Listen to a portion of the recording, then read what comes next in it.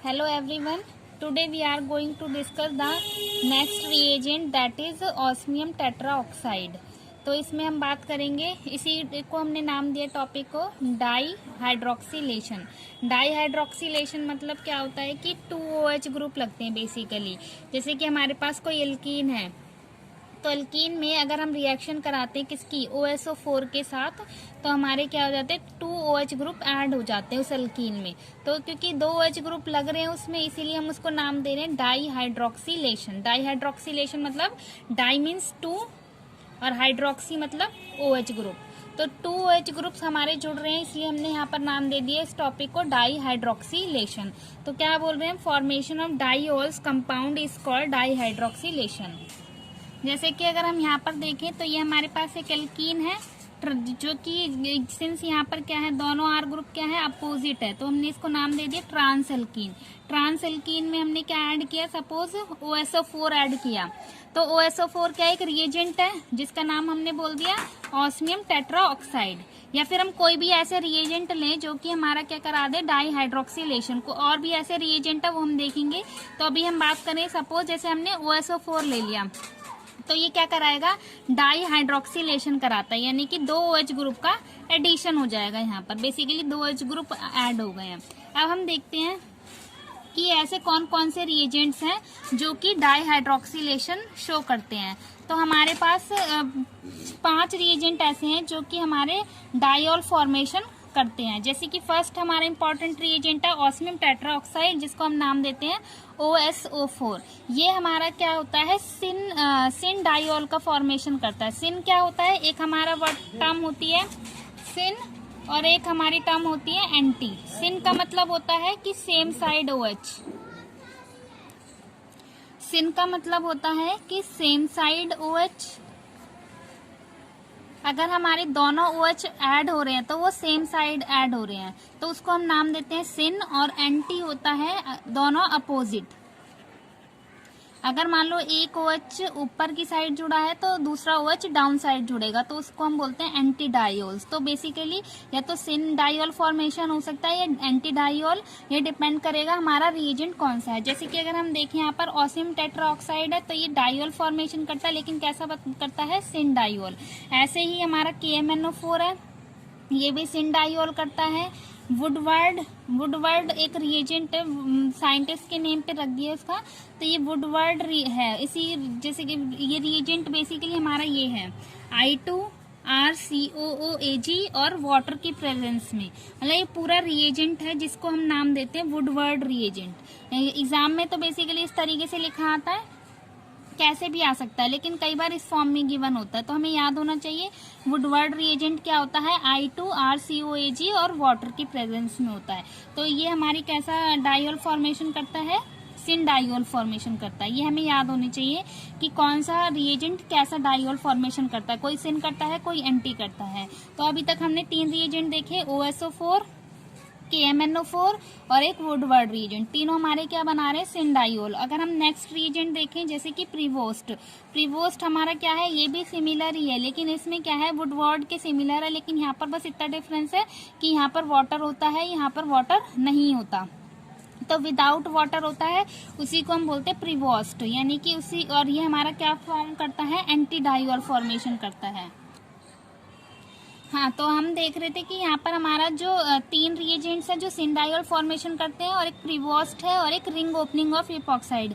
जब हम इपॉक्साइड क्या होता है हमारा, बेसिकली इस टाइप की 3 मेंबर्ड रिंग होती है जो कि स्ट्रेन होती है, तो ये क्या करती है, ओपन हो जाती है और ओपन होकर के ये डाईओल फॉर्मेशन कर सकती है।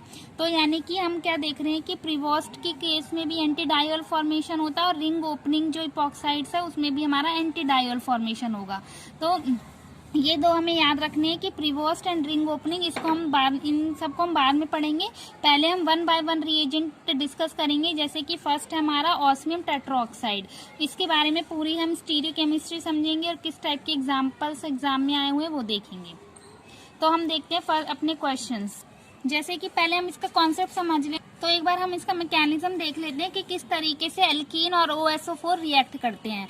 तो बेसिकली अगर हम यहाँ पर देखें तो ऑस्मियम टेट्राऑक्साइड का स्ट्रक्चर इस तरीके से होता है, ये OS है और 4 ऑक्सीजन इस तरीके से हमारे यहाँ पर अटैच हुए हैं। ये 4 ऑक्सीजन है। ओके, तो हम अगर इसकी ऑक्सीडेशन स्टेट देखें तो यहाँ पर क्या है, इसकी ऑक्सीडेशन +8 है। +8 कैसे है, क्योंकि हमें पता है कि एक ऑक्सीजन क्या होता है, डाईवैलेंट होता है। तो यहाँ पर इसकी 2 है, यहाँ 2 है, इस तरीके से 2, 4, 6, 8, तो ये क्या शो करेगा। तो हम देख रहे थे कि यहाँ पर इसकी जैसे ये -2 है, इसका चार्ज -2 होता है, -2, -2। तो अगर हम इनको काउंट करें तो ऑक्सीडेशन स्टेट हम कैसे निकालते हैं, 2, 4, 6, 8। तो -8 = 0 और x क्या है, ये हमारा बेसिकली ऑस्मियम के लिए है। तो x बराबर 8 हो गया, यानी कि +8 ऑक्सीडेशन स्टेट है बेसिकली इसकी। तो यहाँ पर हमने देखा जिसकी मतलब कि ये प्लस चार्ज इतना ज्यादा है, तो ये बेसिकली यहाँ पर कैसे शो करेगा, इलेक्ट्रॉन डेफिशिएंट। इसीलिए ये किससे इंटरेक्ट करता है, एल्कीन से रिएक्ट करता है, क्योंकि एल्कीन क्या होती है, इलेक्ट्रॉन रिच स्पीशीज होती है। तो ये क्या करते हैं कि इलेक्ट्रॉन रिच जो इसके पाई इलेक्ट्रॉन्स होते हैं वो इसके साथ इंटरेक्ट करते हैं इस तरीके से। और यहाँ पर इसमें क्या होती है, बेसिकली 3+2 सिग्माट्रोपिक शिफ्ट रिएक्शन होती है।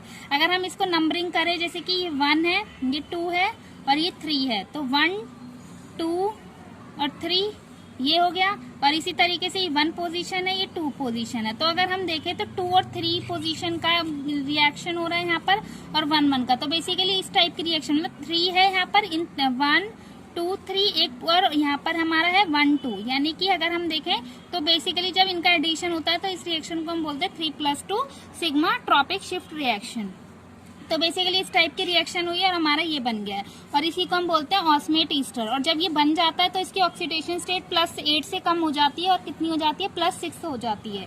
तो इस अगर क्योंकि इसने एल्कीन के साथ रिएक्ट करके इसकी इलेक्ट्रॉन डेंसिटी क्या हो गई, इंक्रीज हो गई, इसीलिए क्या करता है, एल्कीन से फास्टली रिएक्ट कर लेता है।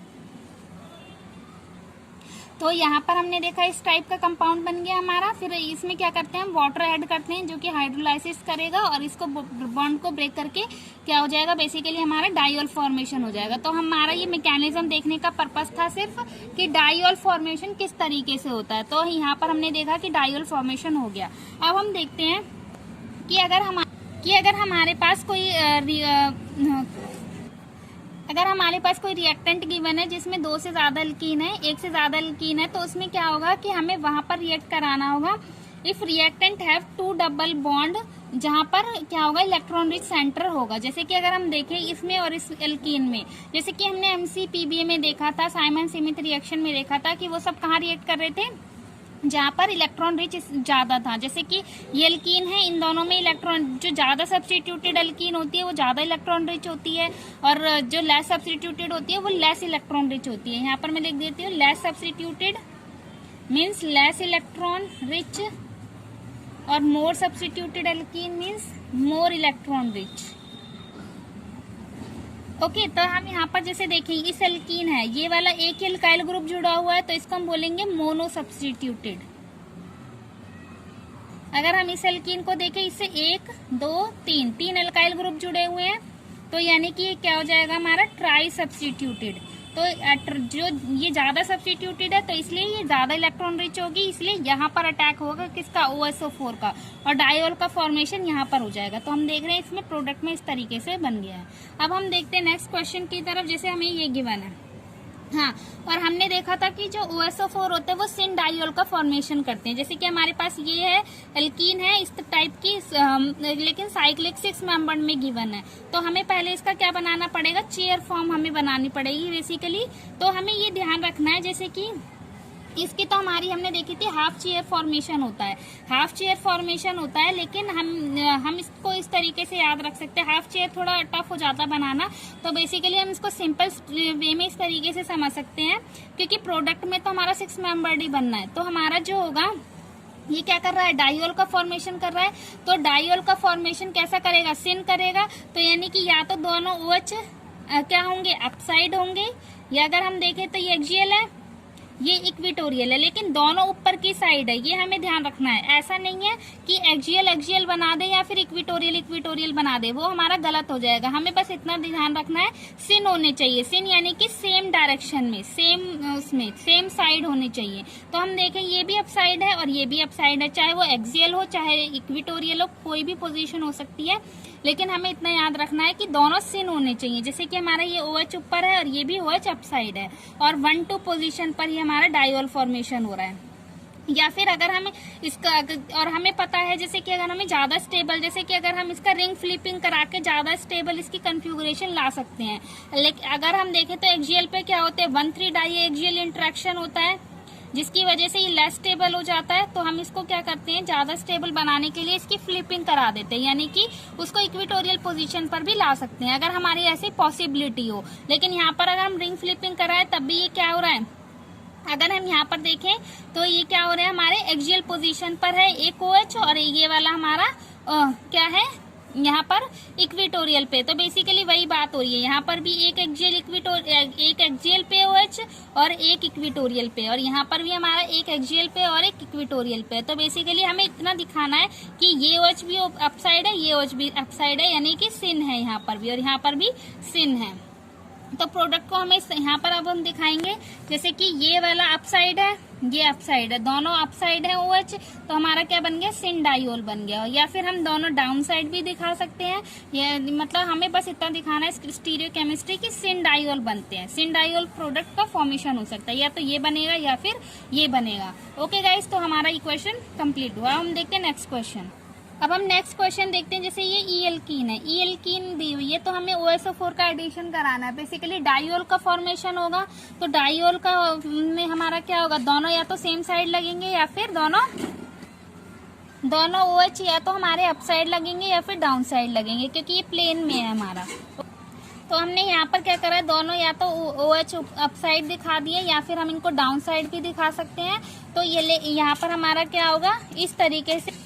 हाँ, तो हम यहाँ पर देख रहे थे कि ये ई एल्कीन है, जब हमने OSO4 डाला तो ये क्या करेगा, डाइऑल का फॉर्मेशन करेगा, क्योंकि यहाँ पर हमारा क्या है, ये ई है, तो मतलब कि दोनों R ग्रुप क्या है, अपोजिट साइड है। तो OH भी हमारे क्या होंगे, इसी टाइप से ऐड होंगे, या तो अप साइड होंगे या फिर दोनों डाउन साइड होंगे। तो हमारी 50-50% चांसेस है, या तो अप साइड होंगे दोनों या फिर दोनों डाउन साइड होंगे। तो यानी कि अगर हम इनको क्या बोल सकते हैं, यहाँ पर हमारा क्या फॉर्मेशन होगा, इनएंशियोमर बनेगा, यानी कि इनएंशियोमर यानी कि 50-50% है, और उसी को हम इक्विमोलर मिक्सचर को क्या बोल देते हैं, रेसमिक मिक्सचर। इसीलिए हमने यहाँ पर प्लस माइनस से शो किया हुआ है, यानी कि 50% हमारा क्या हो रहा है, अप साइड बन सकता है, और 50% हमारा क्या है, डाउन साइड बन सकता है।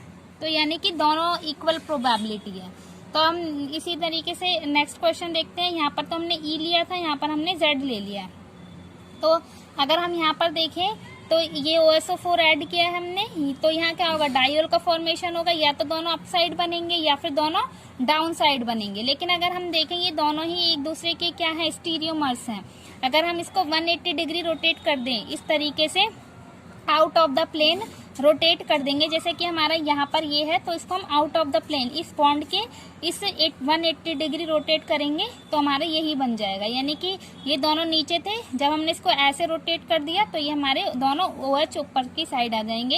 यानी कि बेसिकली या तो ये बनेगा या फिर ये बनेगा। और इसको हम रीड्रॉ भी कर सकते हैं, यानी कि इस बॉन्ड के अलॉन्ग अगर हम रोटेशन शो करें ये इस वाले की, तो हमारा क्या होगा, ये जो ये OH है, ये अगर हम R ग्रुप को ऊपर लेकर के आए तो हमारा क्या हो जाएगा, OH डाउन साइड चला जाएगा। यानी कि हमारा एंटी प्रोडक्ट भी, क्योंकि कोई एग्जाम में कोई आंसर जो है वो किसी भी फॉर्म में गिवन हो सकता है, तो हमें सारी पॉसिबिलिटी पता होना चाहिए कि क्या क्या प्रोडक्ट फॉर्मेशन हो सकता है। प्रोडक्ट एक ही है लेकिन इनके आइसोमर्स हमारे गिवन हो सकते हैं। जैसे कि अगर हम यहाँ पर देखें, यहाँ पर भी हमारा जैसे ये भी बन सकता है, ये भी बन सकता है और ये भी बन सकता है। यानी एंटी डाइऑल हम अगर इस तरीके से R को ऊपर कर दें तो हमारा इस तरीके से भी फॉर्मेशन हो सकता है।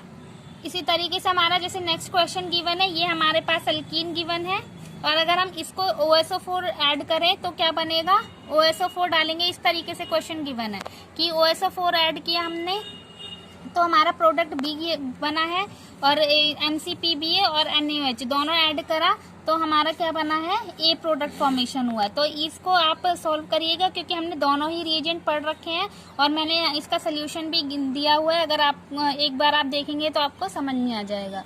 Okay guys, thank you. आपको ये वीडियो अच्छी लगी है तो please like, share and subscribe.